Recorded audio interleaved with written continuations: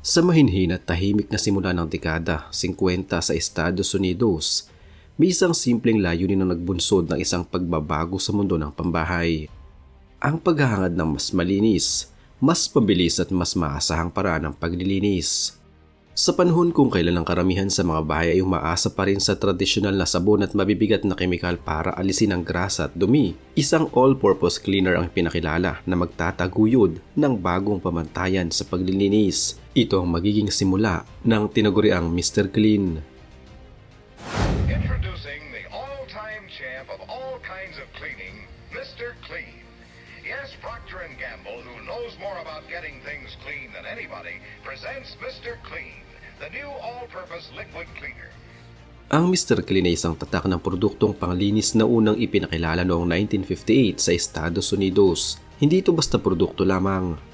Ito ay naging simbolo ng kaginhawahan sa gawaing bahay at isang haligi ng modernong pangangalaga sa kalinisan ng sambahayan. Ang kwento kung paano nagsimula ang Mr. Clean ay may dalawang bahaging mahalaga. Ang likas na pangailangan para sa mas mahusay na panlinis at ang malikhaing paglikha ng imahe nitong nagtatanghal sa ideyang iyon. Sa huling bahagi ng dekada 50, isang marine ship cleaning businessman na nagngangalang Linwood Burton ang nakaranas ng mga problema sa paglilinis ng barko. Ang mga tradisyonal na panlinis ay epektibo man sa pagtanggal ng grasa pero delikado at nakakasama sa mga manggagawa.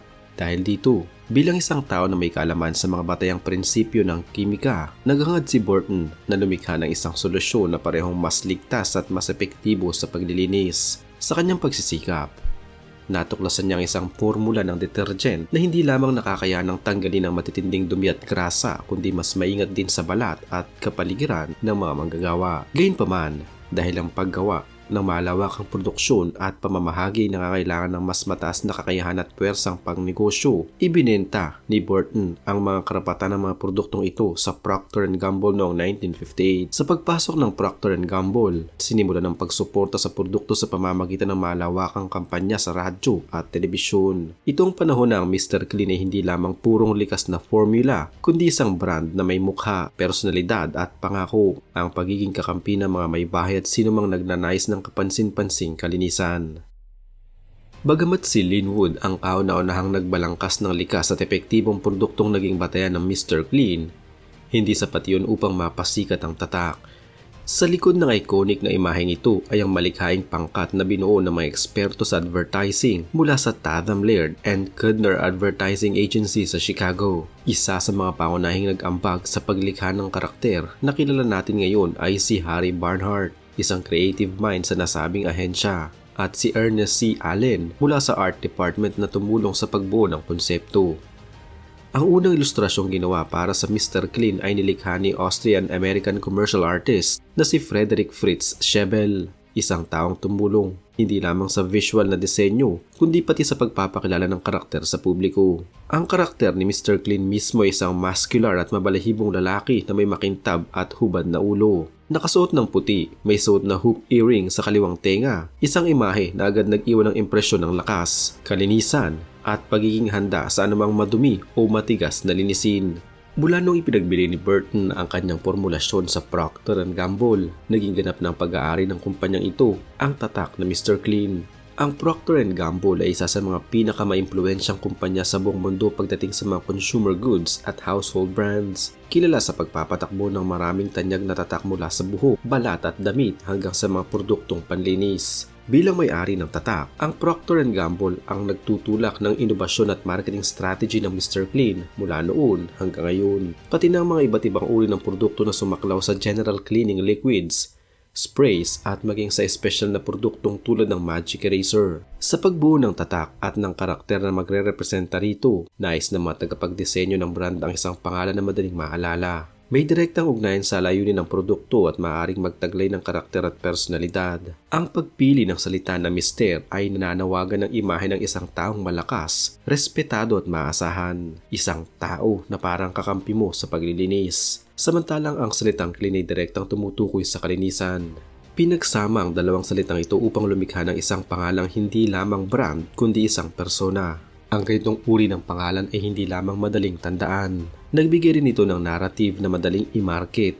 Isang makapangyarihang karakter na haharap sa kaaway ng dumi, at kalawang sa kahit anong sulok ng bahay. Bagaman maraming taong maaaring magtanong kung si Mr. Clean ba ay totoong tao, ang sagot dito ay hindi.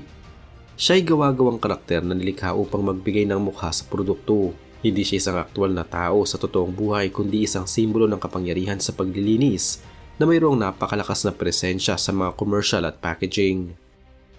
Sa aktwal na mga unang advertisement noong 1958, ang papel ni Mr. Clean ay ginampanan ng aktor na si House Peters Jr. sa live-action commercials na nagbigay buhay sa karakter sa harap ng kamera. Ang karakter ay madalas ipinakita na tahimik, may kumpiyansa at palaging nakaayos, na nag-iwan sa mga mamimili ng impresyon na siya ay parang isang tunay na tao na handang tumulong sa magawaing bahay. Sa paglipas ng dekada, nag-evolve ang paggamit ng representasyon ni Mr. Clean. Bagaman hindi na siya palaging aktibong lumalabas bilang live-action character tulad noong una, patuloy pa rin ang kanyang imahe sa packaging, commercials at marketing campaign sa iba't ibang bahagi ng mundo. Sa Pilipinas, hindi naging basta import lamang ang Mr. Clean. Ito'y naging bahagi ng karanasan sa bahay ng maraming pamilya. Noong dekada 80 at sumunod na mga taon, ang brand ay naging malawakang kilala at tinangkilik dahil sa kanyang epektibong kakayahan sa paglilinis na mas madaling gamitin kaysa sa tradisyonal na sabon at iba pang panlinis na produkto noon. Sa pamamagitan ng malikhain at nakakatuwang mga jingles at advertisement na isinagawa ng Procter & Gamble Philippines, ang Mr. Clean ay naging bahagi ng pang-araw-araw na buhay ng maraming Pinoy. Mula sa paglilinis ng pinggan, sahig, banyo at maging mga damit. Ang mga jingle na may lokal na tunog at kantang madaling tumatak sa isipan ay nagpaigting sa koneksyon ng mamimili sa tatak. Ang pagpasok ng Mr. Clean sa Pilipinas ay hindi basta masukat lamang sa dami ng benta. Ito ay isang pagyakap ng kulturang Pilipino sa isang banyagang produkto. Noong dekada 80, ang mga advertisement ng Mr. Clean ay nakabalot sa mga lokal na jingle at kampanya na nagbigay ng pagkakakilanlan at kaugnayan sa puso at isipan ng mamimili. Hindi naglaon, ang Mr. Clean ay naging isa sa mga pangunahing panlinis sa maraming tahanan sa bansa. Sa mga panahon kung saan kakaunti pa lamang ang modernong cleaning sprays at detergent, ang Mr. Clean ay nagbigay ng bagong pamantayan ng kalinisan na mabilis at epektibo. Ang tatak ay hindi lamang kilala. Ito'y naging bahagi ng pang-araw-araw na gawain ng mga Pilipino. Ang kadalian ng paggamit, ang kakayahang tanggalin ng matitinding mantsa, at ang pagiging abot kaya nito sa panahong iyon ay ilan sa mga salik kung bakit ito nagustuhan at tinangkilik.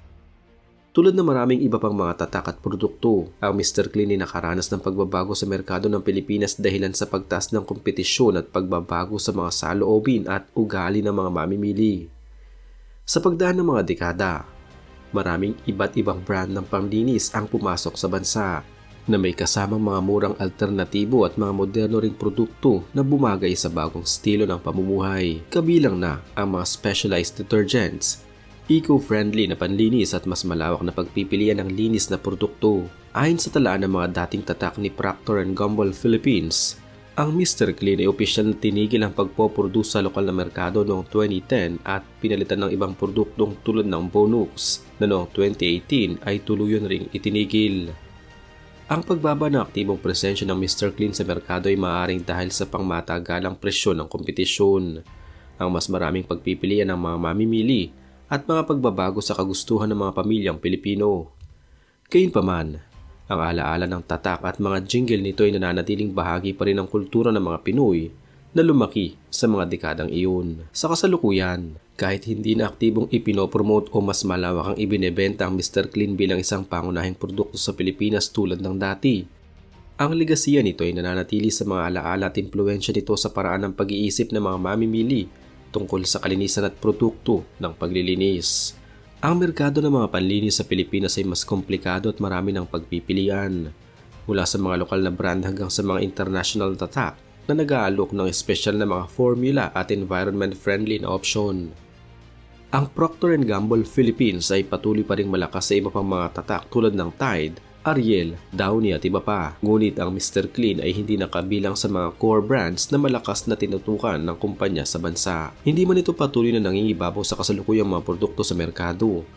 Ang impluwensya at nostalgia na dala ng pangalan at jingle nito ay nagpapatunay ng malakas na epekto ng isang mahusay na tatak. Ang Mr. Clean ay patuloy na isang simbolo ng kalinisan at kaginhawahan na minahal ng maraming pamilya noon at patuloy na binibigyang alaala ng mga nakalipas na henerasyon. Mr. Clean, mahal ka namin.